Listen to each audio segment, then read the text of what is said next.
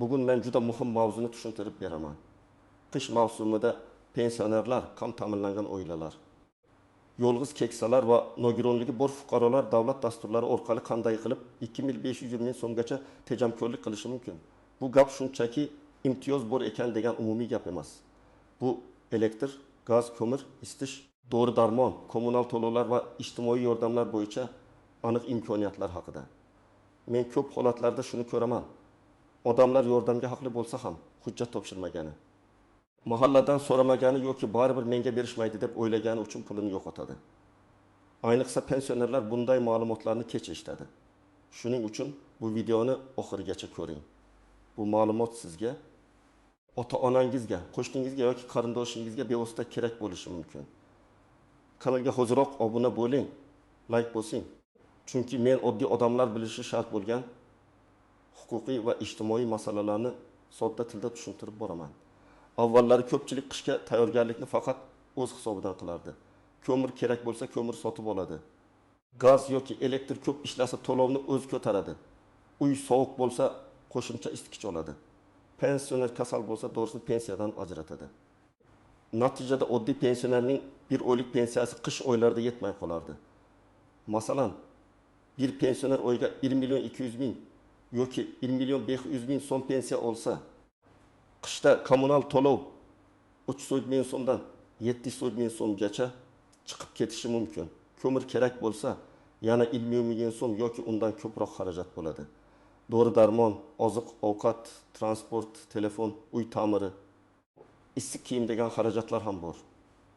Shunda odam men pensiya olayapman, demak yordam berishmaydi deb o'ylaydi. Bu noto'g'ri fikr. Hozirgi o'zgarish shundaki, yordamlar faqat umumiy pensionerlikka qarab emas. Odamning real ehtiyojiga, oiladagi daromadga, yashash sharoitiga, ijtimoiy himoya yagona reyestridagi holatiga, nogironlik bor yo'qligiga, yolg'iz yashashiga, uyining istilishiga va mahalla tomonidan tuzilgan ro'yxatlarga qarab berilishi mumkin. Ya'ni bir xil pensiya olayotgan ikki odamning biri yordam olishi, ikkinchisi olmasligi mumkin. Sabab ularning sharoiti har xil. Men buni aniq tushuntiraman. 500 ming so'm tejamkorlik degani har bir odamga naqd 2500 ming so'm beriladi degani emas. Bu summa bir necha yo'nalishdagi yordamlar yig'indisidan kelib chiqishi mumkin. Masalan, ko'mir yoki yo'qilg'i yordami, kommunal to'lovlarda yengillik, dori darmon bo'yicha yordam, oziq-ovqat paketi, bir martalik moddiy yordam, uyda parvarish xizmati, sanatoriy yoki tibbiy yordam yo'llanmasi, elektr energiyasi va gaz sarfini kamaytiradigan jihozlarni to'g'ri rasmiylashtirish orqali tejash. Shular qo'shilsa, qish davomida 1 ming so'mdan 2500 ming so'mgacha farq paydo bo'lishi mumkin. Birinchi navbatda kimlar e'tibor berishi kerak? Men buni toifalarga bo'lib tushuntiraman. Eng avvalo yolg'iz yashovchi pensionerlar. Agar pensionerning farzandlari boshqa joyda yashasa, doimiy yordam bermasa, uyning istilishi qiyin bo'lsa, daromad faqat pensiyadan iborat bo'lsa, bunday fuqaro mahalla orqali albatta o'z holatini bildirish kerak. Men hech kimga og'irligimni solmayman deb jim o'tirish yaramaydi. Davlat dasturlari aynan shunday holatlarni aniqlash uchun bor. Ikkinchi toifa nogironligi bor pensionerlar. Agar odamning nogironligi bo'lsa, u faqat pensiya emas, qo'shimcha ijtimoiy xizmatlar. Texnik reabilitatsiya vositalari, dori darmon yordami, parvarish bo'yicha ko'mak, ayrim holatlarda kommunal va maishiy yordamlar bo'yicha ham murojaat qilishi mumkin. Bu yerda asosiy masala hujjatlarning to'g'ri bo'lishi. Nogironlik ma'lumotnomasi, shaxsni tasdiqlovchi hujjat, pensiya hujjatlari, tibbiy xulosa, yashash joyi bo'yicha ma'lumot. Uchinchi toifa kam ta'minlangan oilada yashovchi pensionerlar. Ba'zan pensioner o'zi pensiya oladi. Lekin uyda ishsiz farzand, kasal turmush o'rtog'i, voyaga yetmagan nabiralar bor. Tashqaridan qaraganda bu uyda bir nechta odam bor deyiladi, lekin real daromad juda kam bo'lishi mumkin. Shunday vaziyatda oila ijtimoiy himoya yagona reyestriga kiritilganmi yoki yo'qmi? Shuni tekshirtirish kerak. Chunki ko'p yordamlar aynan shu reyestr orqali belgilanadi. 4-toifa. Qishloq joylarda gaz bosimi past yoki umuman gazsiz hududlarda yashaydigan pensionerlar. Bunday joylarda qishki xarajat ancha og'ir bo'ladi. Ko'mir, o'tin, gaz ballon, elektr isitgich, pech ta'miri, tomdan sovuq kirishi, deraza yaroqsizligi, bularning hammasi pul. Ayrim hududlarda hokimiyat, mahalla homiylik mablag'lari va ijtimoiy himoya organlari orqali qish mavsumi uchun alohida ro'yxatlar tuziladi. Kim ro'yxatda bo'lmasa, keyin menga hech narsa tegmadi deb qoladi. Shuning uchun qish boshlanishidan oldin yoki qishning boshida mahallaga kirib o'z holatingizni yozma ravishda bildirish kerak. Endi raqamlar bilan misol keltiraman. Tasavvur qiling, 2 yoshli onaxon yolg'iz yashaydi. Pensiyasi 1.400 ming so'm. Qishda u ko'mirga 1.200 million so'm sarflaydi. Elektrga 3.000 so'm to'laydi. Gaz to'lovi 1.2 million so'mga chiqadi. Dori darmonga har oy 300 ming so'm ketadi. 3 oyda faqat qo'shimcha qishki xarajat 2000 ming so'mdan oshadi.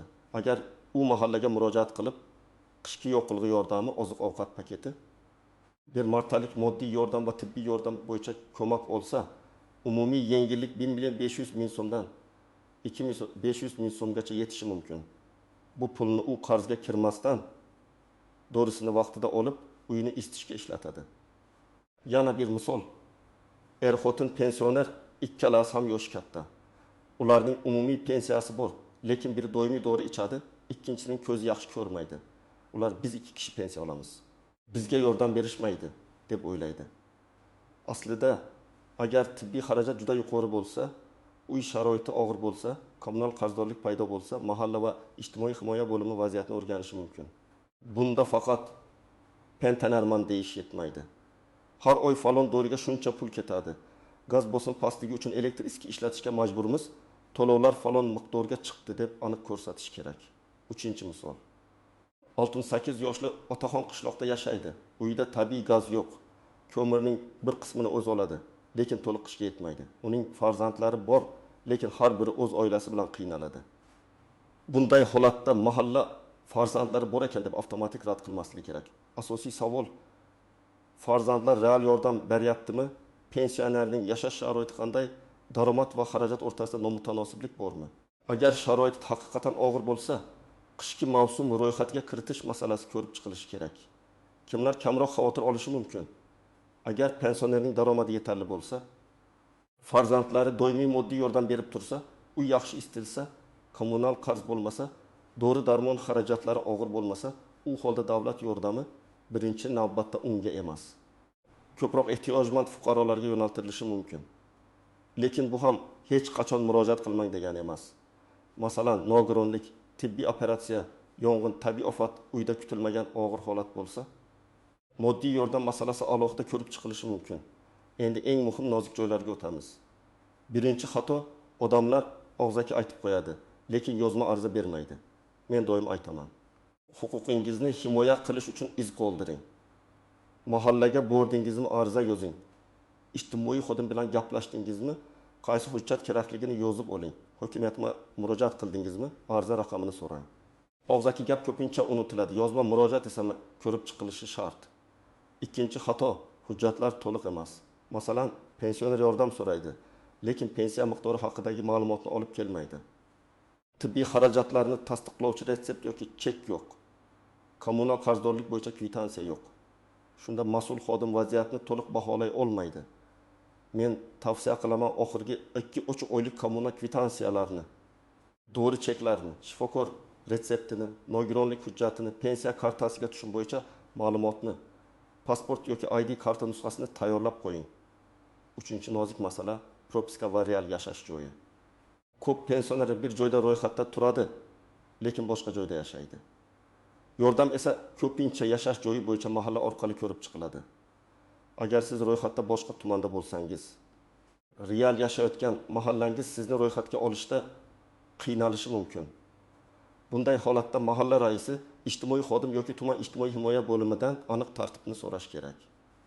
Men shu yerda yashayman degan gapni qo'shnilar dalolatnomasi, mahalla ma'lumotnomasi yoki boshqa tasdiq bilan ko'rsatish kerak bo'lishi mumkin.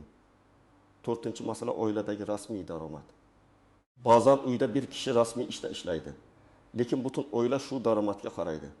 Yoki aksincha, odam biz kambag'almiz deydi, lekin oila a'zolari nomida avtomobil, uy, katta daromad, tadbirkorlik borligi tizimda ko'rinadi. Shuning uchun reyestrga kirishda faqat ariza emas, ma'lumotlar bazasidagi holat ham tekshiriladi. Men bu yerda shuni maslahat beraman: vaziyatni yashirmang. Lekin real xarajatlaringizni ham ko'rsating. Ayniqsa tibbiy xarajatlar, nogironlik, uy-joy sharoiti, qaramog'ingizdagi odamlar soni muhim. 5-masala, kommunal imtiyozlar bilan moddiy yordamni aralashtirmaslik kerak. Ayrim yordamlar to'g'ridan-to'g'ri pul shaklida bo'lmasligi mumkin. Masalan, ko'mir ajratiladi, oziq-ovqat paketi beriladi, dori olib beriladi, qarzdorligining bir qismi yopiladi yoki maishiy yordam ko'rsatiladi. Odam esa menga pul berishmadi, demak yordam yo'q deb o'ylaydi. Aslida pul cho'ntakka tushmasa ham xarajat kamayadi. Tejamkorlik degani ham shu. Siz o'zingiz to'lashingiz kerak bo'lgan xarajatning bir qismini davlat dasturi yoki ijtimoiy yordam yopib beradi. 6-masala, firibgarlardan ehtiyot bo'lish kerak. Hech kim sizdan yordam rasmiylashtirib berish uchun karta raqami, SMS kod, PIN kod yoki oldindan pul so'rashi mumkin emas. Agar kimdir 2500 ming so'm yordam chiqarib beraman, faqat kartangiz kodini ayting desa, bu xavfli. Rasmiy murojaatlar mahalla, ijtimoiy himoya bo'limi, my.uz, xalq qabulxonasi yoki davlat organlarining rasmiy kanallari orqali bo'ladi. Men bunday holatlarda darhol yaqinlaringizga aytishni va shubhali odamga hujjat bermaslikni tavsiya qilaman. 7-masala, muddatlar. Qishki yordamlar ko'pincha mavsumdan oldin yoki mavsum boshida ro'yxat asosida shakllanadi. Dekabr oxiri yoki yanvar o'rtasida murojaat qilsangiz ham ko'rib chiqilishi mumkin. Lekin ayrim resurslar allaqachon taqsimlangan bo'lishi ehtimoli bor. Shuning uchun eng to'g'ri vaqt kuz oylaridan boshlab mahallaga borish, ro'yxatda bor yo'qligingizni tekshirish, hujjatlarni oldindan tayyorlash. Endi men sizga aniq harakat rejasini beraman. Birinchi qadam, o'z xarajatlaringizni yozib chiqing. Oddiy daftar, oling va qish oylarida nimalarga pul ketishini yozing. Gaz, elektr, ko'mir, o'tin, dori, oziq-ovqat, transport, parvarish, qarzdorlik. Har birining yoniga taxminiy summani qo'ying. Masalan, elektr 2 ming so'm, gaz 1 ming so'm, ko'mir 200 ming so'm, dori 400 ming so'm. Shunda siz menga yordam kerak deganda aniq raqam bilan gapirasiz. Ikkinchi qadam, hujjatlarni tayyorlang. Sizga odatda pasport yoki ID karta, pensiya guvohnomasi yoki pensiya olishingizni tasdiqlovchi ma'lumot, nogironlik bo'lsa tegishli hujjat, kommunal to'lov kvitansiyalari, tibbiy retseptlar va cheklar, yashash joyi bo'yicha ma'lumot, oiladagi daromadlar haqida ma'lumot kerak bo'lishi mumkin. Hamma joyda bir xil ro'yxat bo'lmasligi mumkin, lekin shu hujjatlar tayyor bo'lsa, jarayon ancha osonlashadi. 3-qadam, mahallaga boring. Mahalla raisi, hokim yordamchisi, xotin-qizlar, faol yoshlar yetakchisi yoki ijtimoiy xodimdan qishki yordamlar bo'yicha ro'yxat shakllanganmi? Men qaysi toifaga kiraman? Qanday hujjat topshirishim kerak deb so'rang. Men alohida ta'kidlayman, uyalmang. Bu sadaqa so'rash emas. Bu davlat tomonidan ehtiyojmand fuqarolarni qo'llab-quvvatlash uchun belgilangan tartib. 4-qadam, ariza yozing. Arizada shunday mazmun bo'lishi mumkin. Men falon manzilda yashayman, pensionerman, daromadim asosan pensiyadan iborat. Qish mavsumida yo'qligi va kommunal xarajatlarim oshib ketmoqda. Dori-darmon xarajatlarim mavjud. Oilaviy sharoitimni o'rganib, qishki ijtimoiy yordam ajratish masalasini ko'rib chiqishingizni so'rayman. Agar yolg'iz yashasangiz, albatta yozing. Nogironlik bo'lsa yozing. Farzandlar yordam bera olmasa, buni ham odob bilan aniq qilib ko'rsating. 5-qadam, javobni kuzating. Arizani topshirgandan keyin qachon javob bo'ladi? Kim ko'rib chiqadi, arizam ro'yxatga olindim deb so'rang. Agar murojaat qabul qilinmasa yoki tushunarsiz javob berilsa, tuman ijtimoiy himoya bo'limiga, hokimiyatga yoki xalq qabulxonasiga murojaat qilish mumkin. my.uz orqali elektron murojaat yuborish ham mumkin. Agar internetdan foydalanish qiyin bo'lsa, farzandingiz, qo'shningiz yoki mahalladagi mas'ul xodimdan yordam so'rang. 6-qadam, kommunal sarfni tekshiring. Tejamkorlik faqat yordam olish bilan emas, to'lovni kamaytirish bilan ham bo'ladi. Elektr hisoblagich to'g'ri ishlayaptimi? Gaz hisoblagichda nosozlik yo'qmi? Eski isitgich juda ko'p tok yemayaptimi? Derazadan sovuq kirmayaptimi? Pech xavfsizmi? Shularni ko'ring. Ba'zan oddiy issiqlikni saqlash choralari, masalan deraza tirqishini yopish, eshik ostini berkitish, isitgichni to'g'ri ishlatish elektr sarfini 15-25% ga kamaytiradi.